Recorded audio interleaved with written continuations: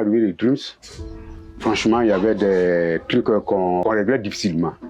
Tel type avait un problème, l'autre ne peut pas parler dedans. Quand tu parles, bon, on te dit pourquoi tu dis des choses comme ça là. Et ça te regarde. Bien avant l'arrivée des Dreams dans le quartier, la violence. C'est ce qu'on subissait tous les jours. Globalement, les inégalités de sexe, les questions de discrimination, les questions de violence basées sur le genre dans nos communautés, c'est récurrent. J'ai eu à gérer plusieurs cas, mais cette fois-ci, là, c'était le voisin. Et quand je suis rentrée, vraiment, c'était chaud parce qu'il la battait tellement et elle était nue. Et donc, c'est au vu de tout ça qu'on a intégré ça dans nos communautés pour réduire les questions de violence basées sur le genre. Certaines personnes sont très engagées pour pouvoir dénoncer les abus, dénoncer les violences. Et ces personnes-là, on les identifie comme des parrains et des marraines. Eux, maintenant, leur action, ils deviennent des activistes, faire les dénonciations des cas d'abus auprès des autorités. Je fais du sasa et je soutiens beaucoup les femmes. Je rentre dans les familles pour vraiment savoir, connaître leurs problèmes, voir comment mes femmes vivent. Quand elles sont battues, je rentre et j'essaie de faire comprendre à la famille, au monsieur ou à la femme. Parce que ça c'est notre but, de changer de comportement. Des femmes qui viennent chez moi en pleurant, et je fais asseoir la femme, et je vais appeler des amis, on en discute un peu. Il y en a, en discutant, il a fait rentrer près de 4 dedans comme ça dans ça. Ils sont présentement là-dedans. Ces activistes, qu'on appelle les parrains marraines, ne remplacent pas les comités de veille qui sont dans nos communautés déjà. Ces communautés de veille sont là. Les parrains marraines deviennent au contraire des appuis pour ces comités de veille-là.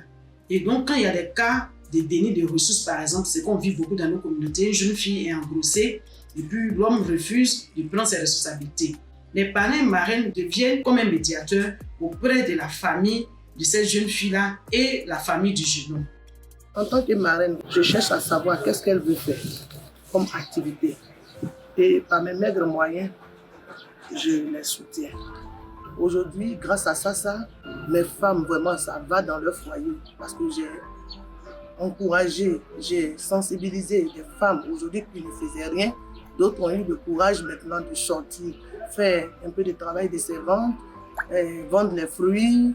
D'autres même font le ménage. Puisque l'objectif des Dreams, plus de violence au sein des différents foyers. Les sessions CESAS se font en cercle, avec 2 animateurs qu'on appelle des facilitateurs. Actuellement, nous sommes à notre 6e thème qui est le pouvoir et les droits humains. C'est 12 sections, mais la section qui m'a plu là, c'est la non-violence, la violence faite aux femmes.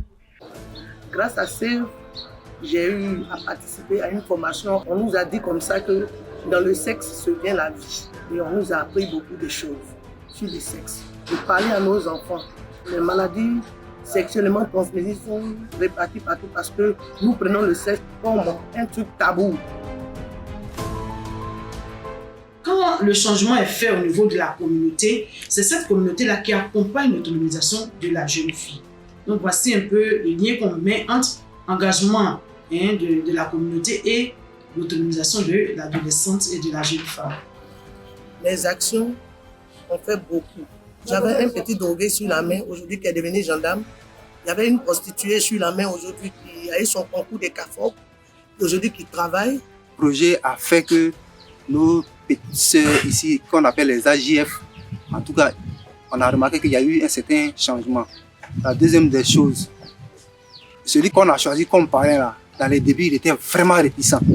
Et aujourd'hui, c'est lui-même qui m'aide, en tout cas, à faire les recrutements. Ça a changé ma vie. Moi-même ici, là, je m'appelais Kadhafi. Parce que la moindre chose, je m'énervais. J'ai autre nom maintenant. On m'appelle ici dans la cour, ici, Papa Gentil.